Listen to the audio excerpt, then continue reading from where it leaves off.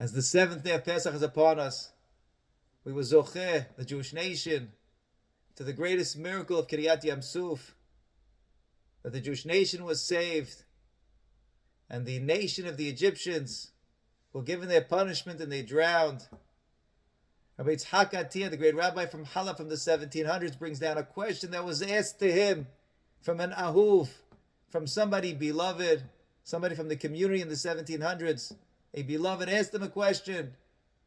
When you go through Az Yashir and you see all the praises of Kiryat Yam Suf, why do we repeat the last pasuk again?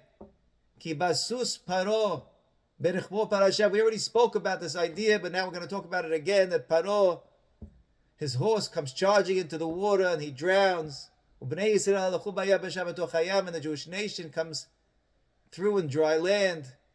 Why do we need to repeat it? And Rabbi Attie says because the message here is a powerful message.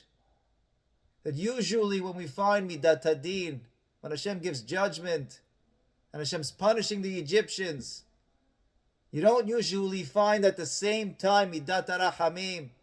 But over here in Kiryat Yam Suf, in the same pasuk, we want to emphasize. So you see this idea that Paro, his horse is charging into that water, but the Jewish nation in the pasuk itself is coming out in dry land. That you have midat hadin and midat harachamim happening at the same time. Hashem is mashgiach. Hashem watches over every individual, and the Jewish nations dealt with love, and the Egyptians are given what they deserve. I saw a beautiful idea from Rabbi Eliyahu Hamaoui, the great rabbi from Halab, the Dayan. He brings down an idea on a pasuk, and this pasuk really is mentioned many times in different ways. The pasuk says, "Mateha Elokim biyado," and the staff of Elokim, staff of God, is in the hands of Moshe. This pasuk is mentioned a little different in a few different places. Mateha Elokim biyadi, and so on, is a few times. And he says the idea from this pasuk that the staff of Elokim was in the hands of Moshe. That whenever we find the greatest miracles of Hashem, we find His anivut itself as well. We find His modesty as well. Umateha Elokim, and the staff of Din, of judgment, is biyado. Hashem comes down into the hands of the Sadiq Moshe Rabbeinu, and He watches over the individuals that deserve the Din and the individuals that deserve the Rachamim. And Mateh Elokim, Hashem, Mateh, He turns to listen. Biyado, and the simplest people and human beings.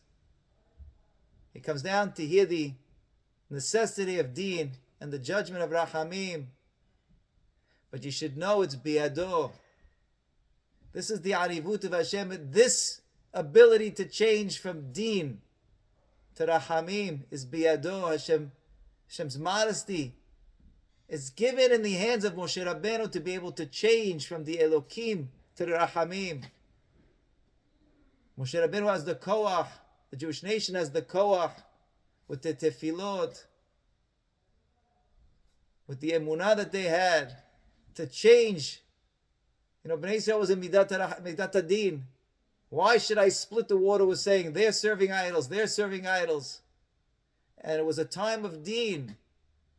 Mateha Elokim biyado, and that staff of Din was in the hands of Moshe. Hashem's anivut, Hashem's modesty, says it in the pasuk. It was in the hands of Moshe.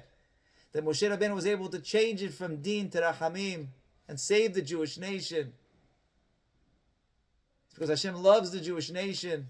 We're the children of Avraham, Yitzhak, and Yaakov. Just to understand the powerful day of the seventh day of Pesach, Rabbi Avraham Antebi, the great rabbi from Halab, from the 1700s, he brings down an important idea. He talks about how powerful tefillah is, how powerful prayer is. And he talks about what can stop a person's tefillot. It's a big section.